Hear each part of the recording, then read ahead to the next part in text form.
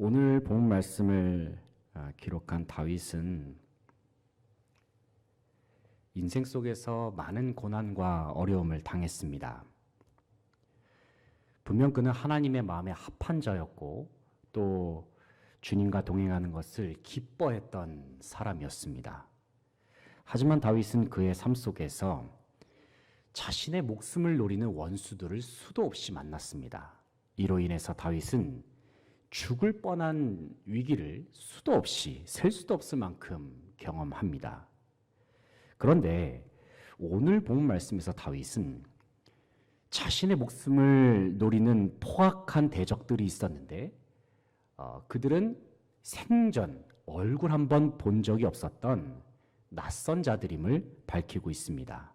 그러니까 다윗에 대하여 잘 알지도 못하고 만난 적도 없는 사람이 그의 대적이 되었다는 것입니다.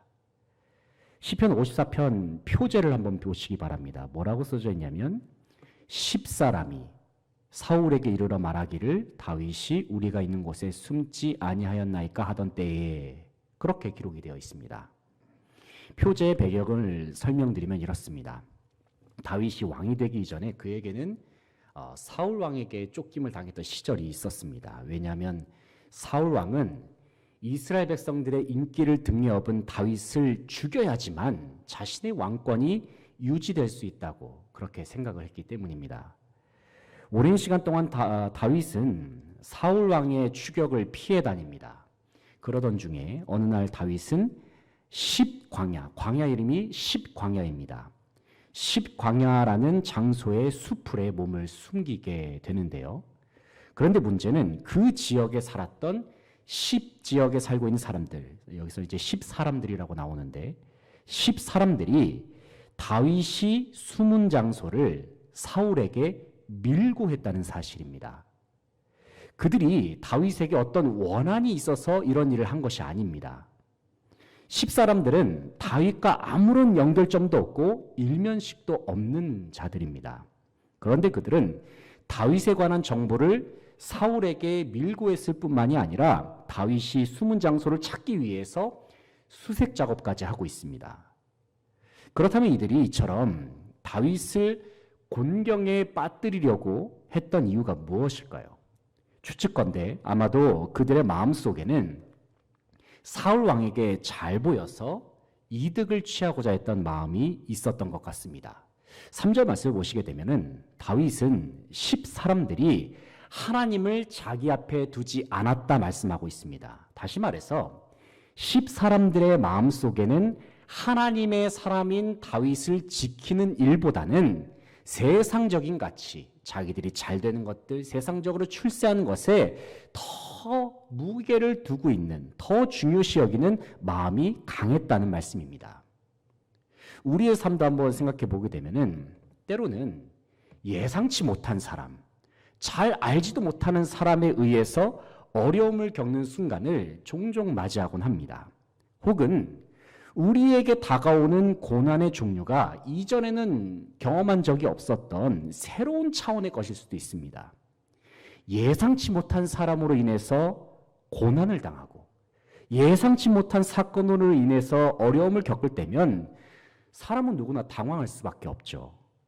그렇다면 만약에 주님의 백성들의 삶 속에 이와 같은 당황스럽고도 곤란한 위기가 닥쳤을 때에는 하나님의 백성들은 어떠한 믿음의 모습으로 나아가야 할까요? 이 시간 하나님의 사람 다윗이 전하는 말씀을 통해서 한번 저와 여러분이 나아가야 할 믿음의 길은 무엇인지 함께 생각해 볼 수 있기를 원합니다.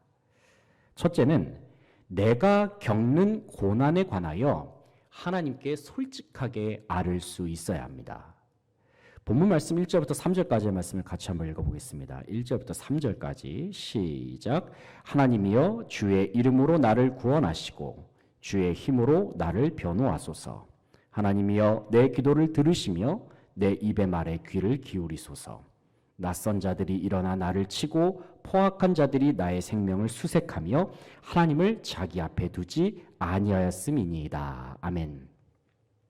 2절 말씀을 보시게 되면 시편 기자는 하나님이여 내 기도를 들으시며 내 입의 말에 귀를 기울이소서 말씀하고 있습니다. 2절에 들으시며라는 표현, 그리고 귀를 기울이소서라는 표현은 법정 용어입니다. 법정 용어. 그러니까 시편 기자는 억울한 일을 당하는 자가 법정에서 재판관에게 호소하듯이 온 세상의 창조주가 되시고 심판주가 되신 하나님께 솔직하고도 간절한 마음으로 부르짖고 있습니다. 특별히 다윗은 하나님께서 자신의 호소를 그저 그냥 가만히 앉아서 들어주시기보다는 조금 더 관심을 기울여 주시고 적극적으로 들어주시기를 호소하고 있습니다. 그도 그럴 것이 지금 다윗의 목숨을 노리는 대적들은 그가 이전에 만난 적도 없고 다윗과는 아무런 연결점도 없는 사람들이었습니다. 한마디로 말해서 참으로 억울하고도 당황스러운 일들이 다윗의 삶 속에 펼쳐지고 있어요. 다윗은 낯선 자들이 갑자기 포악한 모습으로 돌변해서 자신의 목숨을 노리려고 달려드는 상황을 마주하고 있습니다. 물론 그들의 입장에서는 아무런 이유 없이 다윗의 생명을 노렸던 것은 아닙니다. 그들은 사울 왕에게 잘 보여서 큰 이득을 취해가지고 뭔가 좀 출세해보고자 하는 목적으로 다윗을 찾아다니고 있습니다. 문제는 대적들의 마음의 중심에는 하나님이 없었다는 사실입니다. 그러니 다윗이 아무리 하나님의 사람이라 하더라도 그들에게 있어서 다윗은 그저 자신들이 출세를 하는 수단이자 재물에 불과했습니다. 어떻게 보면 현재 다윗은 마치 굶주린 맹수들에게 둘러싸여 있는 먹잇감과도 같은 처지입니다. 그렇다면 바로 이러한 상황 속에서 다윗이 하나님 앞에 또 구했던 것이 무엇일까요? 그것이 무엇이냐면 바로 주님의 이름입니다. 주님의 이름. 1절을 다시 보시기 바랍니다. 1절을 보시면 다윗이 이렇게 말하고 있죠. 하나님이여 주의 이름으로 나를 구원하시고 주의 힘으로 나를 변호하소서 말씀합니다. 여기서 주님의 이름이란 말은 하나님의 존재 자체를 대변하는 표현입니다. 그뿐만 아니라 주님의 이름이란 말 속에는 하나님의 성품, 하나님의 능력이 포함되어 있습니다. 무엇보다도 다윗은 깊은 곤경에 처했을 때에 하나님의 이름을 구했습니다. 다시 말해서 그는 자신이 어려움에 빠져 있는 현실 속에서 하나님이 나와 함께하여 주시기를 간절히 바랬다는 사실입니다. 다윗에게는 하나님이 함께 하시면 모든 어려움을 극복할 수 있다는 믿음이 있었습니다. 하나님이 나와 함께 하시면 모든 원수들을 물리칠 수 있다는 굳센 믿음이 있었습니다.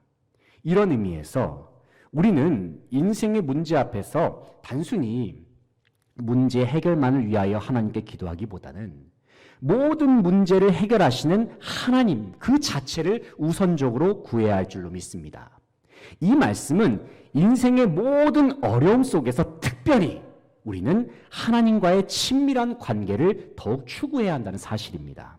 하나님의 임재를 이전보다 더욱 사모해야 한다는 사실입니다. 우리는 모든 문제와 어려움이 해결되는 출발점이 하나님께 있음을 항상 인정해야 합니다. 어려울 때일수록 하나님께로 더욱 가까이 나아가기를 사모하시기 바랍니다. 무엇보다도 우리와 함께 하시는 주님께 자신의 모든 삶의 문제를 솔직하게 아뢰므로써 주님의 충만한 구원을 누리는 모든 성도들 되시기를 간절히 바랍니다. 둘째는 기도를 했다면 이제 그 다음엔 어떻게 해야 하느냐는 것이죠. 그 다음에는 하나님께서 일하실 것을 신뢰하면서 맡겨드려야 합니다. 4절 5절 말씀 같이 읽어보겠습니다. 4절 5절 말씀 시작. 하나님은 나를 돕는 이시며 주께서는 내 생명을 붙들어 주시는 이시니이다. 주께서는 내 원수에게 악으로 갚으시리니 주의 성실하심으로 그들을 멸하소서. 아멘. 5절 말씀 보시게 되면 시편 기자는 주께서는 내 원수에게 악으로 갚으시리니 주의 성실하심으로 그들을 멸하소서 말씀합니다. 이제 시편 기자는 자신을 악한 목적으로 괴롭히는 십사람들이라고 이제 표제에 나오고 있는데 그 낯선 자들을 가리켜서 원수로 규정을 하고 있습니다. 그러면서 그들을 하나님께서 심판해 주시기를 간구합니다. 그런데 시편 기자가 하나님 앞에 대적들에 대한 심판을 구할 때에 시편 기자가 다윗이 의지했던 하나님의 성품이 있습니다. 그 하나님의 성품이 무엇이냐면 바로 주님의 성실하심입니다. 성실하심.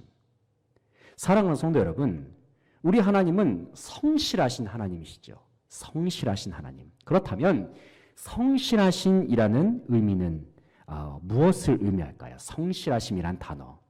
여기서 성실하심이라는 표현은 변하지 않는, 안정된이란 의미가 있습니다. 그러니까 시편 기자는 하나님께서는 변하지 않는 분이시고 반드시 주님의 뜻을 이루시며 주님의 선하신 뜻을 결코 변함없이 이루시는 분이시다. 이 사실을 신뢰했다는 사실입니다. 여러분, 우리 하나님께서는 상황에 따라서 우리를 구원하실 수도 있고 못하실 수도 있는 그런 분이 아니십니다. 하나님은 불완전하고 변화무쌍한 분도 아니십니다. 주님께서는 언제나 변하지 않는 든든한 반석과도 같은 모습으로 자기 백성을 지키시고 보호하시는 신실하신 분이십니다. 특별히 4절에서 시편 기자는 성실하신 하나님을 가리켜서 자신을 도와주시는 분이시고 생명을 붙들어 주시는 분이시라고 고백하고 있습니다. 여기서 4절에 나오는 표현 속에서 생명을 붙들어 주신다라는 이 말의 원문의 뜻은 어떤 의미를 가지고 있냐면 생명을 떠받쳐 주신다라는 의미가 있습니다. 생명을 떠받치신다. 여기서 우리는 다윗의 고백을 통해서 하나님께서 주님의 백성의 생명을 떠받치고 계신다는 사실을 확인할 수가 있습니다. 주님의 백성들의 삶을 지탱하고 계시고 떠받치고 계시는 하나님의 모습을 생각해 보시기 바랍니다.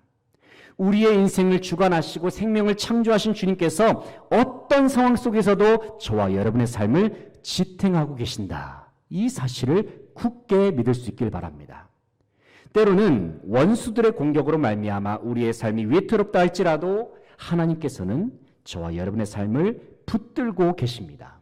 하나님께서 붙들고 계시는 한 우리의 삶은 결단코 무너져 내릴 수 없습니다.